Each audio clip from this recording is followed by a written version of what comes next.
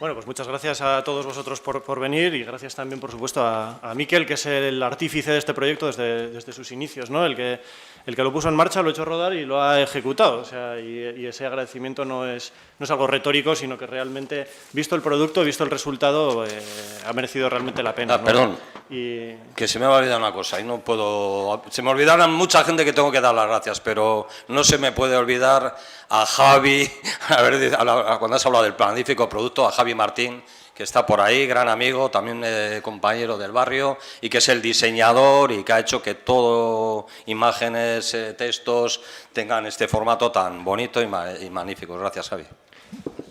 Pero las cosas hechas con pasión y con la pasión que este señor le pone, pues al final pasa lo que pasa y sale bien, ¿no? Y pasión que se ve hasta en la pancarta que nos ha hecho, ¿no? Que parece que... Pues porque no han pasado 35 años, vamos, que como que hubieras seguido haciéndolas así periódicamente. De todas formas, hombre, evidentemente ha habido muchas evoluciones, la evolución es sana, la evolución está bien y quizás no tanto como para acabar citando a Rajoy, ¿no? Con eso que ha dicho de que una historia como Dios manda, pero bueno.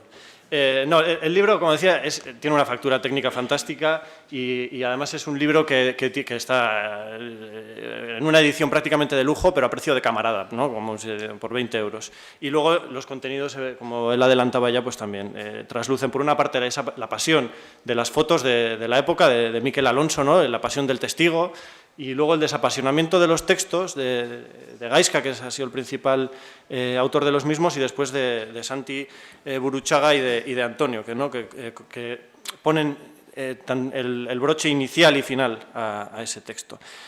Y luego sobre una época que aunque nosotros seamos más jóvenes y no lo hayamos vivido, sin embargo nos ha llamado siempre poderosamente la atención, ¿no? Pero no deja de ser la época de la juventud de nuestros padres, en la cual ellos mismos pues, colaboraron, contribuyeron a construir las libertades. Y luego, pues ese intento que tenemos nosotros, y que Gaizka lo plasma perfectamente en el libro, de no hablar de la transición de una manera tópica. Es decir, visto con ojos de hoy, pues es más sencillo, muchas veces, no quiero ser tampoco injusto, ¿no? Pero muchas veces pues caer o en la idealización, ¿no? En la santa transición, en la visión de un proceso poco menos que idílico, o en el extremo contrario, que quizás ahora es más común, es más habitual, ¿no? En esa visión de que en el fondo casi ni fue una transición, sino una especie de transacción, ¿no? En la cual las continuidades, las inercias del pasado fueron más determinantes que las rupturas. Yo soy crítico con ambas visiones, pero me voy a detener en esta última por lo que os decía, porque considero que es la que tiene más peso últimamente. Esa lectura que, sin embargo, el martes, cuando me junté con Miquel y con Gaizka y les estuve explicando un poco lo que quería decir, les dije, bueno, pues voy a hablar de Jesús Fuello. Me dice, ¿quién? Pues bueno, Jesús Fuello fue uno de los mayores ideólogos del franquismo y después el que probablemente fue el intelectual de referencia de la extrema derecha, ¿no? Si eso no es un pleonasmo, y que fue el padre de una famosa frase que fue después de Franco las instituciones, ¿no? Para Fuello en aquellos años tenía dos grandes bestias relacionadas con el proceso de democratización y sobre todo con el caso concreto de la Constitución del 78, ¿no?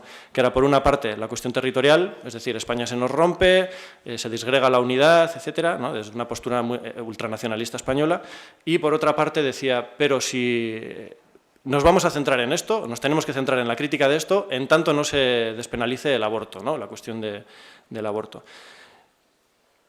Constatar, por una parte, no solo que pocos o muy pocos nos acordemos de quién fue Fuello, ¿no?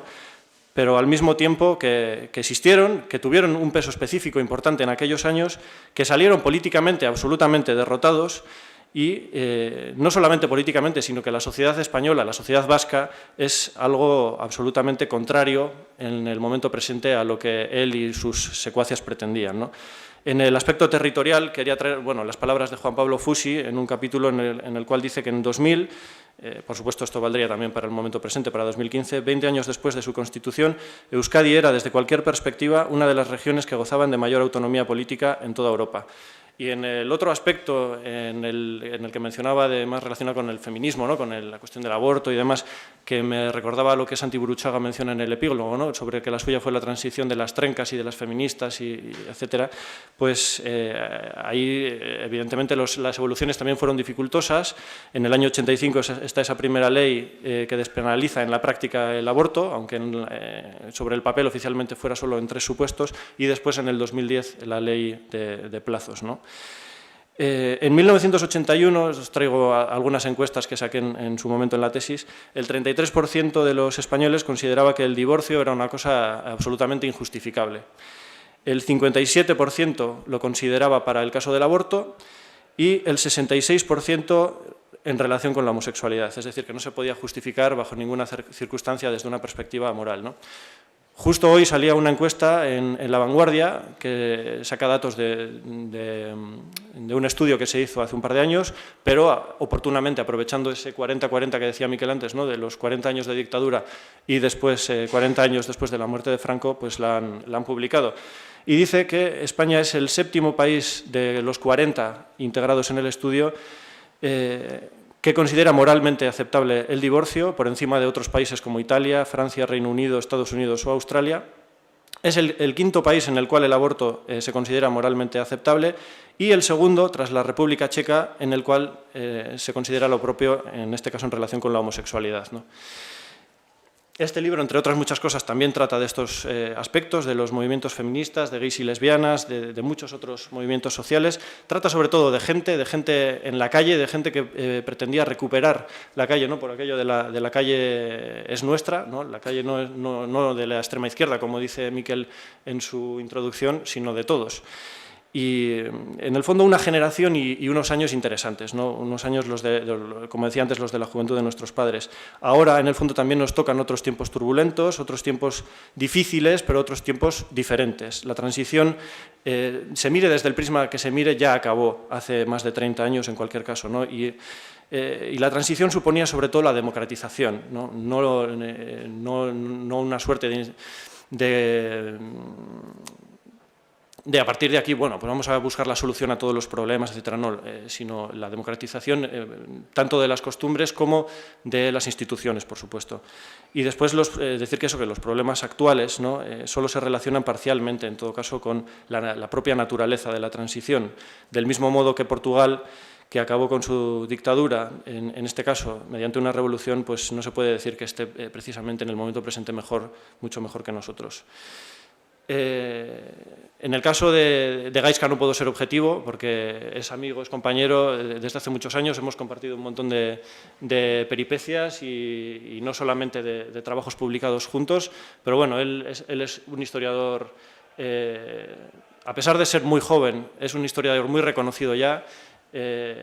Y lo ha vuelto a plasmar en este trabajo también, ¿no? Ya tiene una serie de obras sobre Euskadi Cosquerra, va a publicar a principios del año que viene también otro trabajo sobre los orígenes de ETA, un historiador comprometido también, no solamente solvente, no solamente bueno, sino además comprometido con la realidad de nuestro tiempo y con el combate desde nuestros medios, ¿no? Que son el bolígrafo, iba a decir, pues en este caso llamas el teclado, ¿no? Del ordenador, contra otro tipo de liberticidas que es los que hemos padecido desde la transición hasta prácticamente el tiempo presente, ¿no?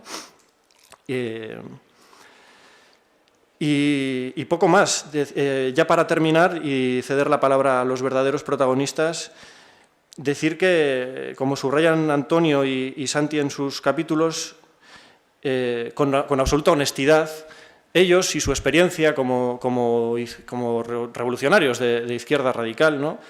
Sin embargo, reconocen que llegaban a donde llegaban, que su experiencia, aun siendo interesante, es parcial, y que también estaban todos aquellos, ¿no? Que estaban los del divorcio, los del aborto o los de la homosexualidad injustificable, ¿no? En todo caso, aquella profecía de Jesús Fuello de que después de Franco las instituciones, él se refería a las instituciones franquistas, por supuesto, suena absolutamente extemporánea, suena casposa, suena como lo que es, una irrealidad, ¿no? Porque después de Franco lo que vino fue la costosa construcción y consolidación de las libertades.